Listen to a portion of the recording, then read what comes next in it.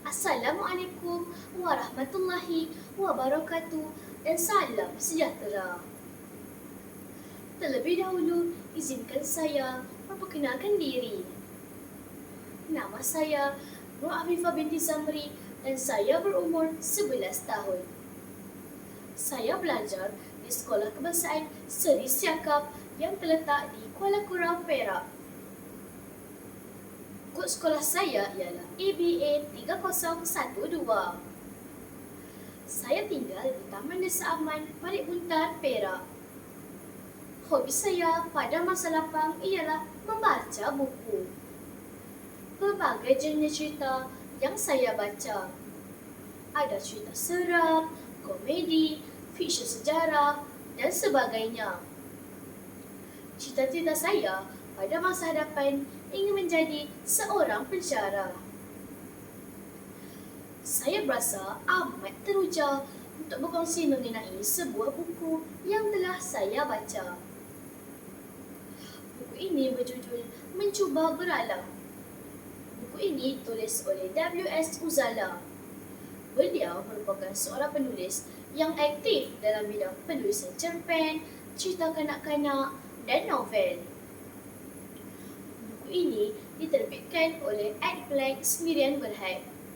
Pada tahun 2007, ia mengandungi 164 muka surat yang berharga RM20 sahaja.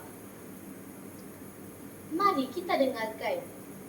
Buku ini mengisahkan kegigihan sebuah keluarga untuk meneruskan kehidupan walaupun pelbagai dugaan yang mendatang. Dugaan ini bermula setelah kematian ketua keluarga iaitu Pak Andak. Puan Natiha, isteri Pak Andak, terpaksa mengambil tugas sebagai ketua keluarga untuk mencari nafkah dan membesarkan 6 orang anak yang masih bersekolah dan menuntut di pusat pengajian tinggi.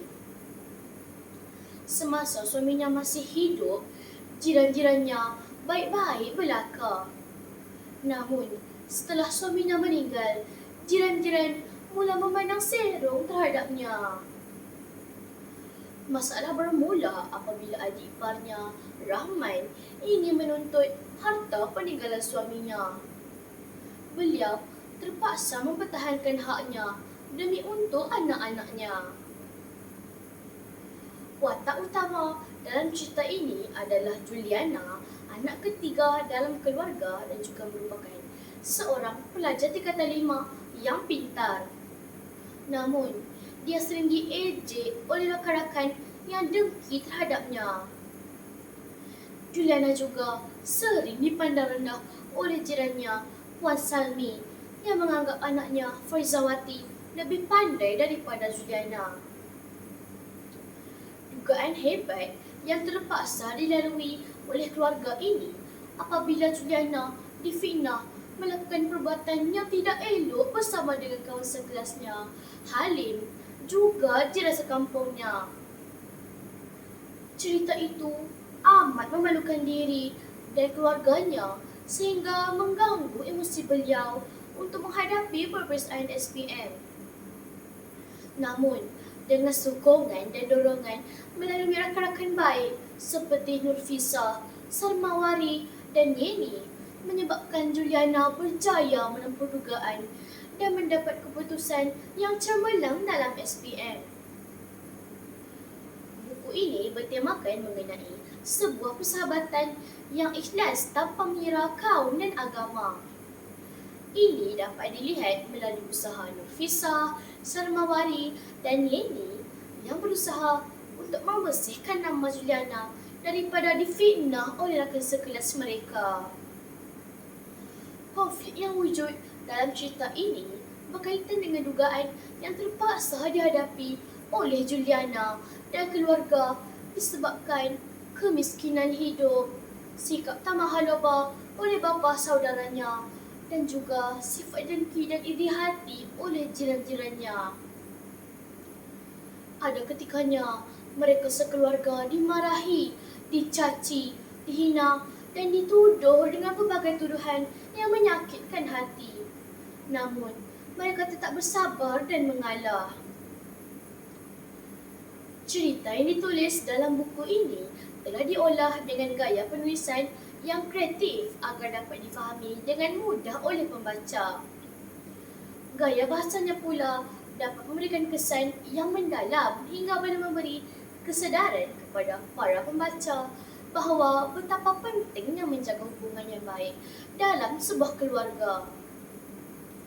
Selain itu, dalam persahabatan perlu ada sikap saling mempercayai antara satu sama lain. Mesej yang ingin disampaikan syarat dengan unsur pengajaran yang berkaitan dengan kasih sayang, kejujuran dan sikap tanggungjawab terhadap keluarga, masyarakat dan negara. Ini dapat dilihat melalui sikap Puan Natiha yang sanggup berkorban apa sahaja demi anak-anaknya. Juliana pula begitu memahami kesusahan keluarganya dan berjanji untuk belajar bersungguh-sungguh demi mengubah nasib masa depan keluarganya. Melalui pembacaan buku ini, diharap dapat memberi semangat dan inspirasi untuk kita berjaya dalam kehidupan. Saya berharap buku ini dapat memenuhi cita rasa pembaca yang gemar membaca pelbagai jenis cerita. Buku ini juga amat sesuai untuk semua peringkat umur. Mekar angsana, pandang tak jemu. Bunganya luruh ke dalam raga. Buku laksana, lautan ilmu. Dasarnya penuh mutiara berharga. Sekian, wabillahi taufik wal hidayah. Wassalamualaikum warahmatullahi wabarakatuh.